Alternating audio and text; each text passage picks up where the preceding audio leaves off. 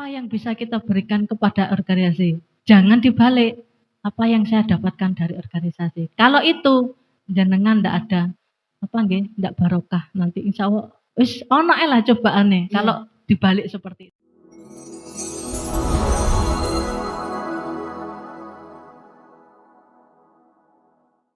Selamat sore Ibu. Sebelumnya Assalamualaikum warahmatullahi wabarakatuh. Waalaikumsalam warahmatullahi wabarakatuh. Gimana Ibu? Gimana kabarnya? Alhamdulillah baik-baik saja. Rekan dan rekanita juga kabarnya bagaimana? Alhamdulillah. Jadi perkenalkan dulu ya Ibu ya. Di sini saya Vivi Nur Alfianti, host dari acara Ngobrol Santai BAC IPNUI PBNU Tembelang. Nah, acaranya ini ngobrol-ngobrol santai aja Ibu. Jadi Ibu kan dulu pernah historis nih ya, masalah cinta dalam organisasi. Sebelum merembet ke yang lainnya Ibu, kalau Ibu sendiri bisa menceritakan tentang histori. Gimana awalnya ketemu dengan Bapak Ramadan? Dengan mantan pacar. Iya. Iya. Sebelumnya saya ucapkan selamat sore kepada rekan dan rekan kita IPNU, PBNU, PAC Tembelang. Syukur alhamdulillah pada sore hari ini kita masih diberikan kesehatan dan mudah-mudahan ke depan rekan dan rekan kita selalu diberikan kesehatan. Amin. Biar tetap bisa melakukan aktivitas dan tugas-tugasnya sebagai pengurus di tingkatan PAC. Rekan dan rekan kita kalau bicara apa ya perjalanan atau pengalaman waktu organisasi dulu, ya memang tidak ada kepikiran kita dapat jodoh sama dalam satu organisasi. Kita ketika berjuang di organisasi kita harus melakukan setotal mungkin apa yang bisa kita berikan kepada organisasi ya.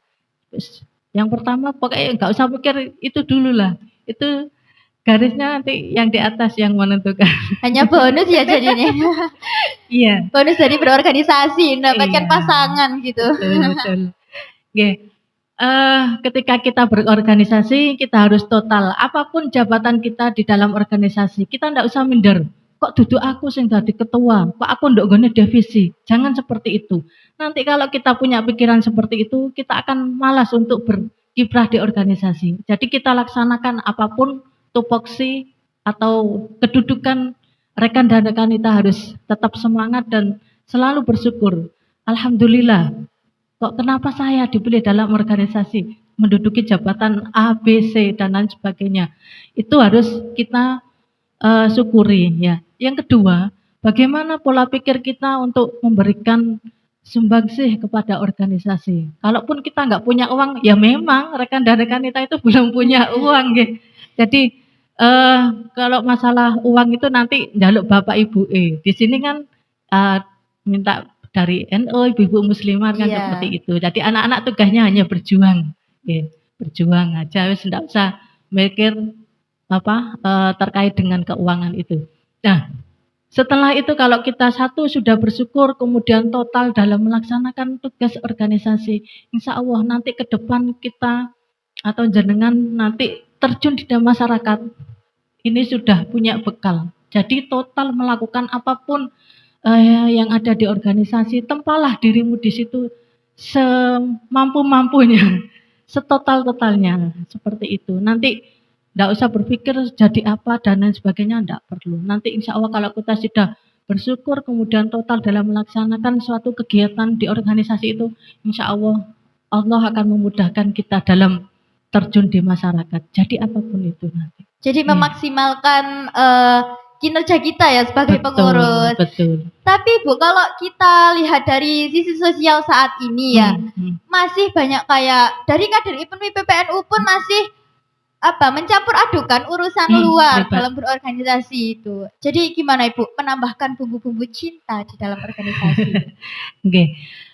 Kalau saya sarankan nggak usahlah berpikir cinta-cinta itu dulu. Nanti masalah jodoh itu Tuhanlah yang mengatur. Oke, itu seperti yang Saman bilang tadi, itu nanti bonusnya, nggih.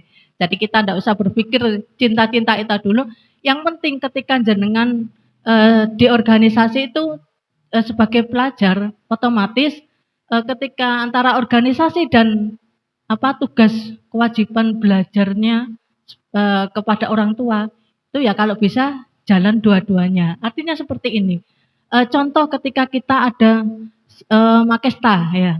Kalau Iya. dulu saya di cabang itu kan ya nyuwun sewu tidak seperti anak-anak sekarang yang punya HP, kemudian fasilitas sepeda sudah punya. Dulu saya tuh enggak punya, telepon tuh masih telepon rumah kan gitu.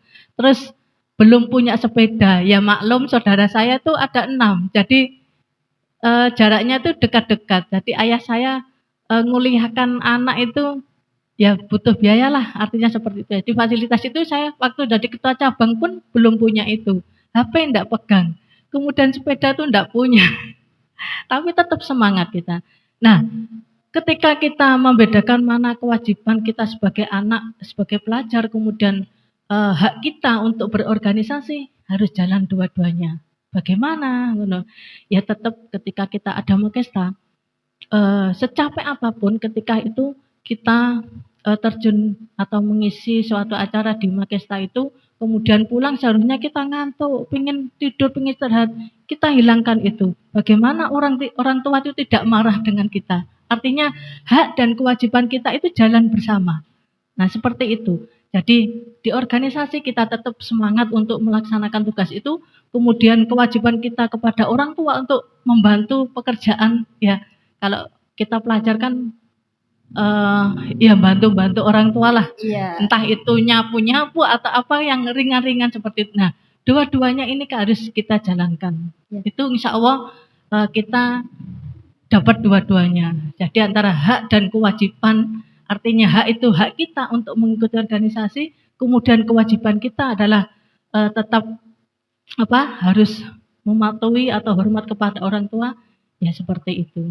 Jadi Bu, kalau masalah cinta itu kan bukan hanya melulu masalah pasangan atau Betul, dan betul. lainnya atau pacaran gitu ya Ibu ya. Iya. Cinta itu kan juga harus ditimbulkan nih Bu dalam Iya. sebuah organisasi, apalagi Betul. sikap loyalitas nih dalam organisasi. Nah, menurut Ibu sendiri itu bagaimana untuk pandangan saat ini?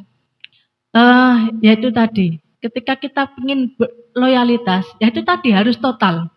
Kita harus total. Artinya apapun kalau itu, nah kebetulan, biasanya kan kalau di dalam suatu kepengurusan kan, awakmu milih ndi ngono, awakmu cocoke nang ndi bidang opo kan seperti itu. Iya. Nah, kalau sudah seperti itu, kita tentunya sesuatu yang sudah kita senangi, insya Allah kita akan total seperti itu. Dan kita akan cinta dengan apa yang sudah kita lakukan itu, karena itu sudah sesuai dengan bakat atau keinginan kita. Insya Allah itu akan tumbuh dengan sendirinya ketika sesuatu itu kita laksanakan dengan total dan itu sesuai dengan keinginan kita. Itu Jadi seperti sesuai itu, proporsi gitu iya, ya Ibu ya. Iya. Jadi kalau menurut pandangan Ibu sendiri nih ya, apakah cinta itu penting nggak sih di dalam sebuah organisasi? Mencintai sebuah organisasi. Penting banget. Ya itu tadi, ketika kita tidak cinta dengan sesuatu yang kita laksanakan, nggak mungkin kita akan bisa menjadi totalitas untuk melakukan itu. Nah, kemudian kalau cinta-cinta yang lain mungkin ya itu tadi ya bonusnya. Bonus dari cinta organisasi gitu ya Ibu ya, cinta nanti, ke pasangan kader. Betul. Nah, kalau Ibu sendiri nih ya, banyak kan sekarang kayak setuju nggak kalau ada seorang kader nih, kita kan sebagai kader pelajar ya, pelajar IPNUI PPNU, yang memasukkan cinta dalam artian cinta monyet nih, sehingga mempengaruhi organisasinya. Itu bagaimana ini pendapat Ibu? Ya kalau kebetulan organisasi kita kan organisasi agama ya. Nah, otomatis memang ketika orang lain melihat bahwa kita sering ya nyuwun sewu dalam bahasa Jawa runtang-runtung penuh PPNU kadang-kadang kan menimbulkan kecurigaan orang luar yang tidak tahu kegiatan kita yang sebenarnya. Ya. Dulu saya juga pernah ngalami seperti itu. Artinya gini, ya enggak tahu ya, wong namanya itu kan juga dari Yang Maha Kuasa juga. Ketika kita ada rasa cinta kepada jenis lain jenis kan itu juga dari yang kuasa kan seperti itu. Tapi bagaimana kita bisa tetap melaksanakan kewajiban kita sebagai pengurus dan bagaimana kita untuk menjaga biar cinta itu sendiri tidak ternodai. Iya, jadi organisasi-organisasi Iya, cinta-cinta gitu ya, iya Ibu seperti ya. itu.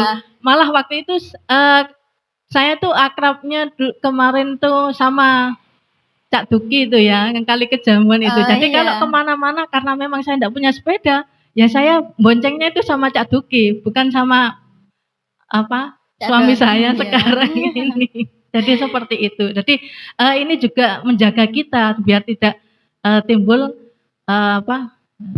fitnah-fitnah yang Iya, benar. tapi kasihan juga waktu itu Cak Duki malah yang dituduh dikira saya itu pacarnya Cak Duki sama ibunya. Tapi terus dijelaskan, "Bu, iku duduk ngono. Iku wis duduk wekku ngono." Karena ketahuan ketika bonceng saya mau acara lakmut di mana, di Kesamben itu saya bonceng Cak Duki. Cak Duki itu lucu karena dia tuh cintanya dengan organisasi. Waktu dia kan sekretaris cabang. Jadi bonceng saya, sepedanya ndak ada lampu, kan jatuh. Jalannya kan lubang. Stempel saya jatuh itu gak ditulungin dhisik, dadi goleki stempelnya dhisik. Saking cintanya Jadi lebih mementingkan sama stempelnya. organisasi. Endi stempelku sama geraya-geraya karena nggak ada lampunya sepedanya. Iya. Itu kenangan yang sampai sekarang itu tak ingat. Jadi ada kenangan yang lucu terus bagaimana gitu sampai sekarang tuh teringat betul. Catu kikit kata ingatkan itu ya. Kudu guyu iya ya kok iso ya biyen ya. Nah, kalau boleh tahu nih, Ibu itu berorganisasi sejak tahun berapa sih? Kok perjuangannya sangat banyak atau pengalamannya nih sangat banyak ya kalau Iya. cerita? Saya aktif itu mulai kelas 1, kalau enggak salah kelas 1 MAN ya. Kelas 1 MAN, terus kelas 2. Kelas 2 langsung dipilih. Jadi ikut setahun itu langsung dipilih jadi ketua ranting. Tambak Beras, saya rumahnya kan Tambak Beras. Iya. Kemudian di ranting habis terpilih menjadi sekretaris PAC Jombang Kota. Habis langsung jadi belum sih dapat setahun di sekretaris PAC Jombang Kota itu setahunnya saya pernah jadi ketua komisariat Undar. Jadi yang pertama kali. Jadi menjadi ini ya, founding father. Jadi berurutan karena di komisariat kan waktu itu hanya setahun. Kemudian habis bersamaan dengan habisnya jadi sekretaris IPP PAC Jombang Kota langsung jadi ketua cabang IPP tahun 2002-2004. Oh, 2002-2004. Iya. Saya belum lahir kan. Iya. Gimana Ibu perjuangan yang paling diingat, yang paling yang paling menggebu-gebu sampai saat ini kayak wah, aku dulu itu pernah nih berjuang di IPNU PPNU sampai titik darah penghabisan lah intinya. Iya itu tadi, sebagian sudah saya sampaikan tadi. Jadi waktu itu saya teringat di Nggodo ada lakmut ya, lakmut karena enggak punya sepeda, HP juga belum punya, pakai telepon rumah kan, jadi janjian. Besok acaranya jam berapa ngono? Oh jam 8 Bu ngono, jam 8 Mbak ngono. Waktu itu kemudian saya jam 7 kan otomatis paling perkiraan 1 jam nyampe sana kan gitu. Naik len. Jadi nanti sekitar saya 1 jam atau 1 jam setengah nanti ditunggu ya di perempatan sana. Jadi seperti itu. Itu yang sampai hari ini saya tuh merasa waduh sebenarnya anak-anak sekarang tuh atau rekan-rekan kita yang sekarang tuh enak gitu lah. Artinya enak itu dalam tanda kutip ya, fasilitas ada. Iya. Kebanyakan teman-teman sudah semuanya pegang HP kan seperti itu. Lah waktu itu kita jarang, pengurus cabang aja paling 2 atau 3 orang yang hanya pegang HP itu. Jadi seperti itu, komunikasi kita ya itu tadi, pakai telepon rumah seperti Sangat itu. sulit banget ya perjuangannya. Tapi semangat kita itu luar biasa waktu itu karena ya itu tadi, karena kita kepingin ketika nanti terjun di masyarakat kita benar-benar siap gitu loh. Makanya untuk menempa diri adalah di organisasi itu. Makanya kita harus punya semangat yang tinggi, bersyukur apapun nanti kita jadi apa itu adalah urusan nanti terserah Allah yang mengatur itu. Jadi seperti Ih, itu. Nggih. bagus banget ya. Kalau Ibu sendiri nih setuju nggak kalau saat ini kan nggak mungkin ya kalau nggak pacaran gitu? Iya. Ya memang zaman sudah berubah, Iya. otomatis, cara pergaulan rekan dan rekanita juga berubah. Kalau saya itu selagi itu masih wajar-wajar saja, artinya wajar-wajar saja, wong kita juga sama-sama orang beragama, otomatis kita tahulah batas-batasnya. Sebenarnya kalau zaman Rasulullah kan malah kita nggak boleh kan pacaran. Kalau zaman saya sekolah dulu malah, demand itu kan laki-laki sendiri, perempuan sendiri kan seperti itu. Jadi Iya. kalau ada teman-teman yang naksir itu, eee, apa, curhat-curhatan di bawah meja, Oh, seperti itu.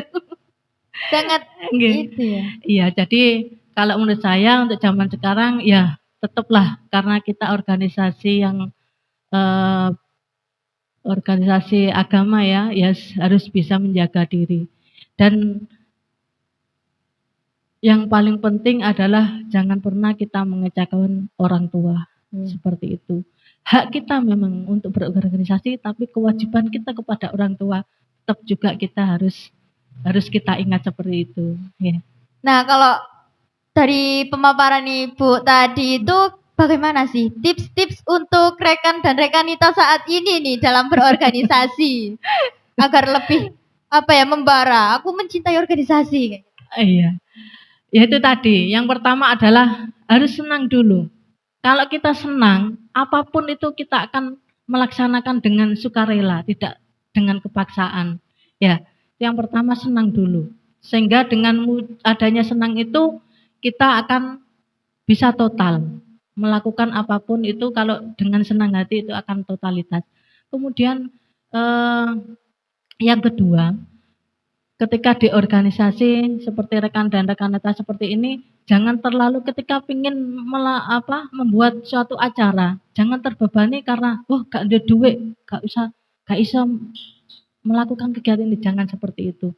Kita masih punya, eee, yang lain, artinya punya bapak ibu di NU sama ibu-ibu muslimat ini libatkan. Karena selama ini kadang-kadang nyuwun sewu karena yang namanya anak-anak wis ego, "Ah, aku iso kok, pinter." Nah, merasanya seperti itu sehingga tidak butuh, eee, koordinasi dan komunikasi dengan ibu-ibu muslimat atau, bapaknya ya, Nah, dari NU sebenarnya ini. kalau membahas tentang dana tadi ya Ibu ya, kita Mhm, itu sebagai anak itu kayak merasa aku sungkan kalau mau minta terus gitu Ibu. iya, Jadi gimana? ndak apa-apa kalau memang merasa seperti itu, ya monggo.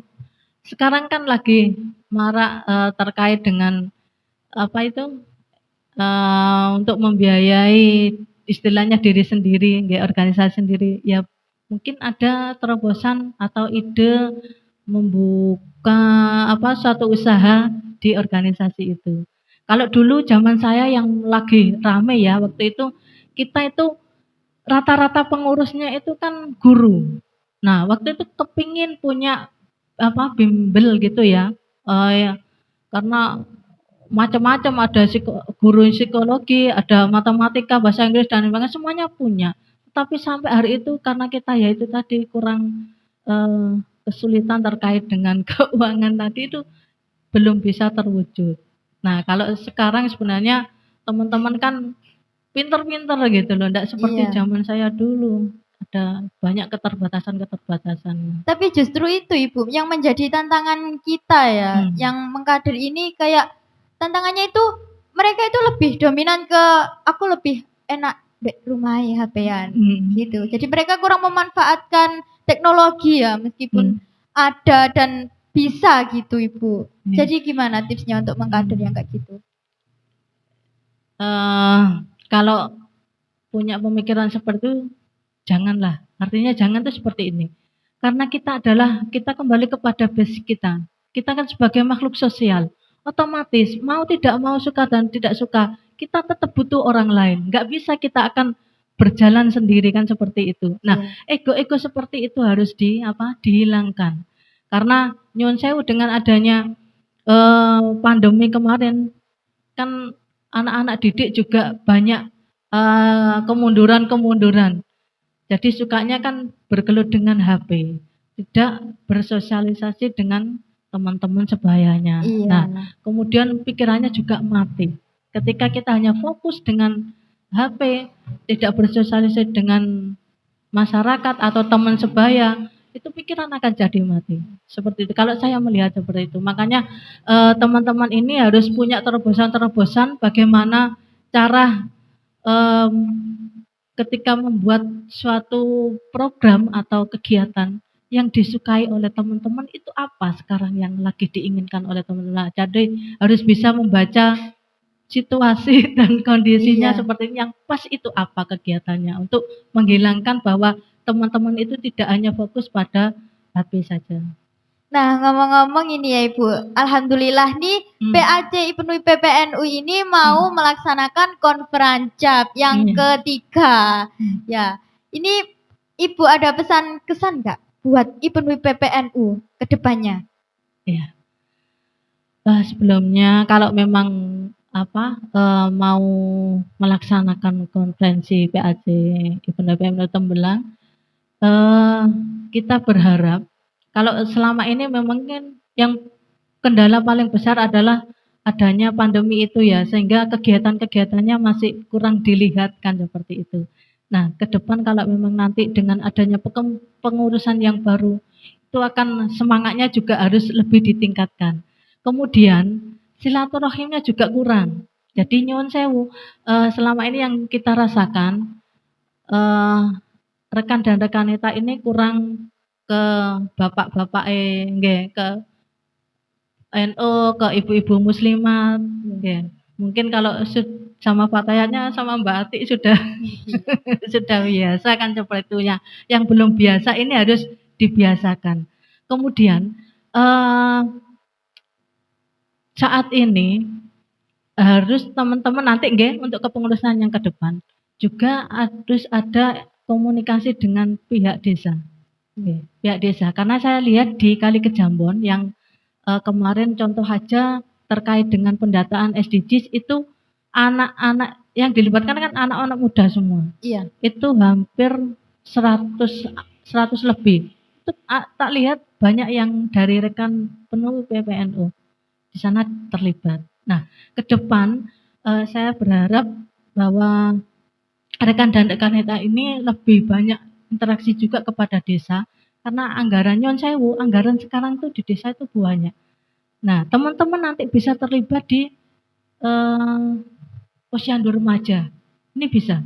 Kemudian ada. Nah, makanya ini kami berharap saya yang hafal-hafal itu di Kali Kejambon, kemudian Pulung Gedang itu ada anak IPNUI PPNU yang ketika acara apa saya tahu dia anak ibu PPNU, oh, Bu, oh iya ngono. Ya kalau saya ndak disapa dulu ndak tahu ya wong anaknya buahnya seperti itu. Jadi saya berharap rekan dan rekanita nanti kalau memang ya nyapa dulu lah. Mungkin saya yang lupa karena terlalu banyak yang diingatkan seperti itu. Jadi itu nggih sering komunikasi dengan yang Banom yang lain terutama kepada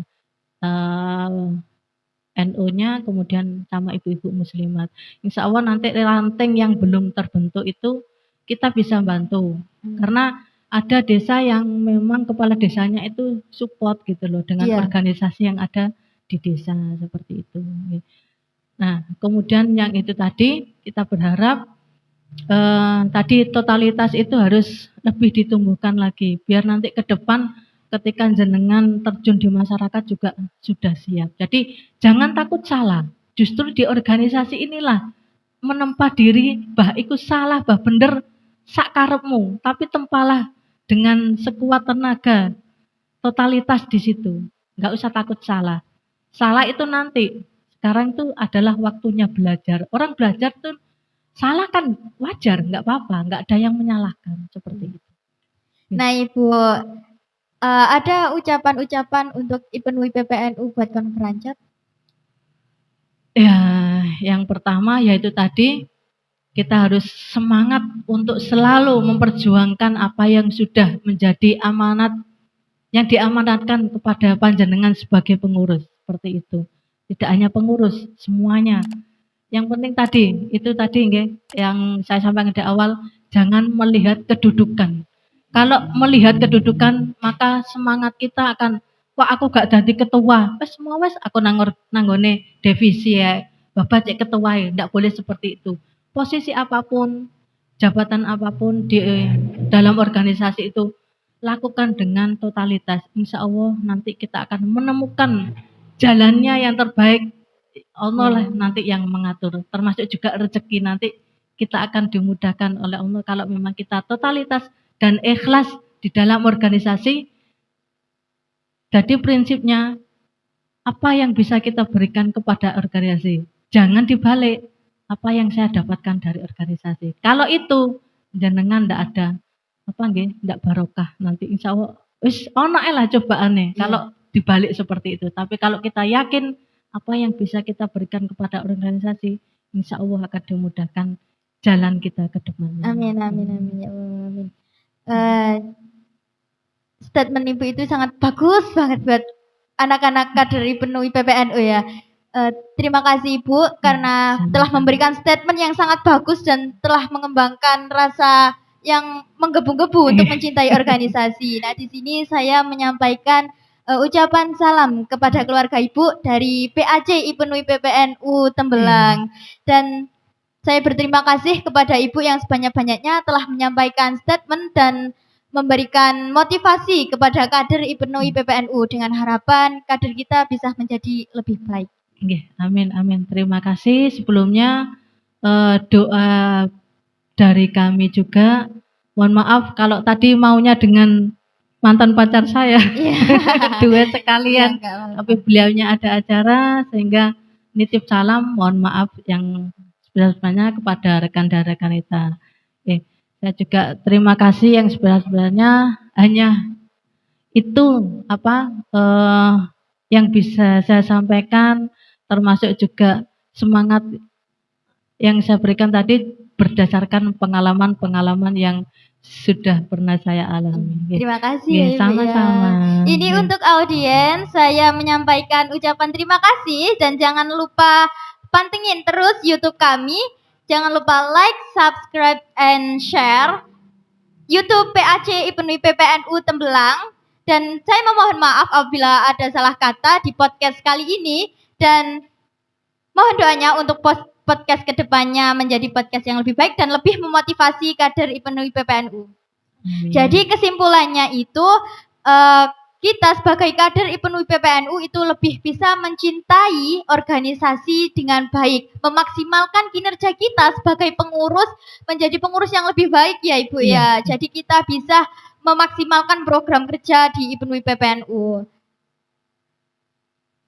Cintai organisasi dengan hati, bahkan untuk jalan Allah Subhanahu wa taala.